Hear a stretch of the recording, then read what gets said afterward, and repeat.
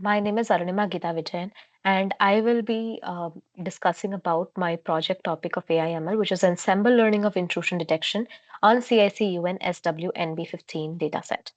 So the traditional problem, or the problem with the traditional IDS systems, were like it cannot detect the novel attacks, and there's a huge class imbalance in case of data sets. For example, in case of benign, if you take, there are millions of data rows that we can check. But in case of worms or rare attack kind of samples, there are only 174.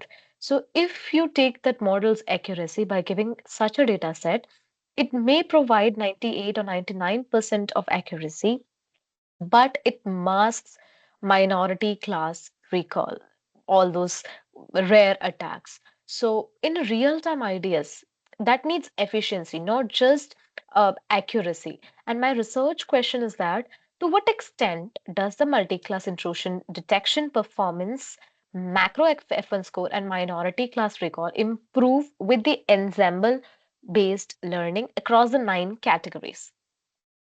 The main system pipeline that is followed.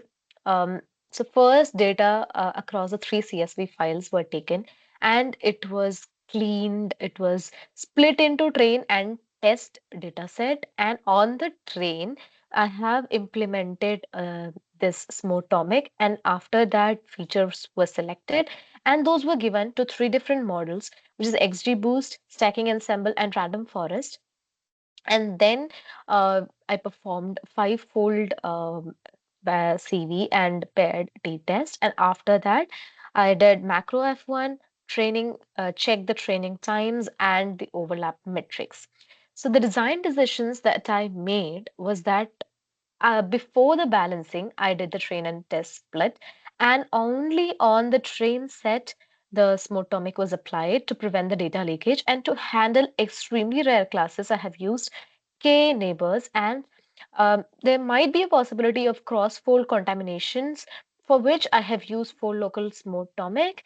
And the in case of uh, focusing on the hard boundary, I have used overlapped weighted samples. The data set that I have selected initially had 1.5 million rows, which reduced after the merging to 447915. And after that, I have selected two modes actually. So the fast mode, it'll be a bit more faster. So I've just selected 50,000 sample rows, and the 77 features were retrieved after cleaning and across the nine attack classes. The main pre-processing steps that were followed is like the ID, timestamp, and all the unnecessary columns which were not contributing to the feature selection or towards the training of the model were removed, because it won't, it will, if in case kept, will cause the model to train a different thing which I'm not intended to learn. And then all the values, like normal blank values or missing values, were replaced with NaN, and their imputations were done, encoding were done, and standard scaling was used across almost all of the numeric features, and about 800 outliers were also removed. And then, after all these steps, after the features were selected, it was given to these three models: XGBoost, Random Forest, and Stacking Ensemble. So these are the metrics that I have given to each. Basically, for this adaptive sample weights, I have used a formula of overlap weights, um, with the inverse of class frequency. This will help the model to pay more attention towards the samples that are near the decision boundaries. So that after that, let me show you the code. So the first shows the imports, setups, and all those code in this cell. So basically, this takes about 2 hours to run. So let me show you. So that is why I'm not able to run it right now. So here it takes about 42 minutes, and here is another cell takes about 68 minutes again. So that's why I'll not be able to run the code in the demo. but it is executed one. So first, I had all the imports, and then after that, I did all the label columns, whichever I required. I had certain columns that I preferred, so I labeled according to that, and then I've done pre-processing. In pre-processing, I had done imputing, encoding, and standard scalar, as earlier mentioned, and then I plotted the graphs. After that, the model building, training, and evaluations were done, and evaluation models were done using these code. And all those were plotted also, and all the outputs you can see here. This I have done to as a help towards report creation. So you can select all those graphs. And then the two models were compared using the paired t-test. These are the code for that. So these are the fold output. This is the final results.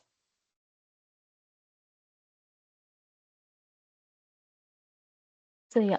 So there are multiple functions like pre-process train test on no leakage. It will select, apply imputation, select the top features, 20 features based on select k best method. And then there's a function which is paired test with the, let me show you,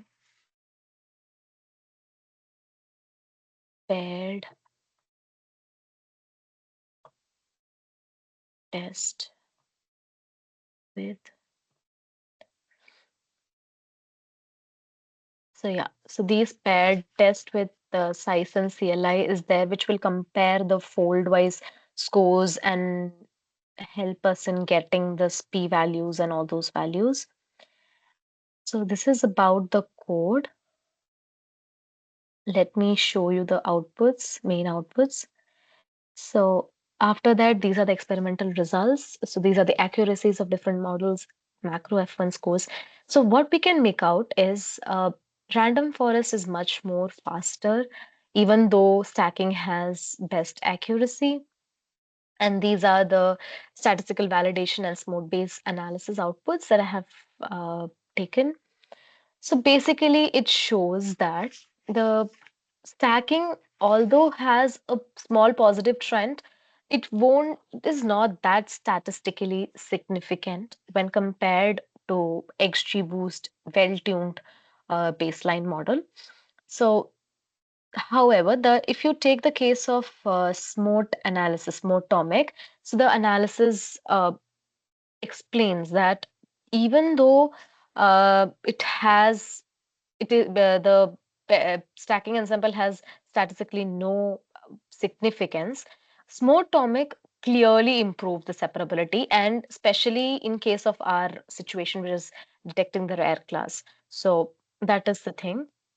So looking at the rare class attacks specifically, you can see that analysis 36% change has been improved, worm 46%, backdoor 28% increase. This is the graph. So as a future work, I plan to implement XAI into the model so that whatever the model learns or gives the output, I want to know what are the reasoning behind them so that it'll help in understanding why a model is the model going in the right way. Will it yield the the correct decision that is required? So it'll help in all those things. So that's it. Thank you so much.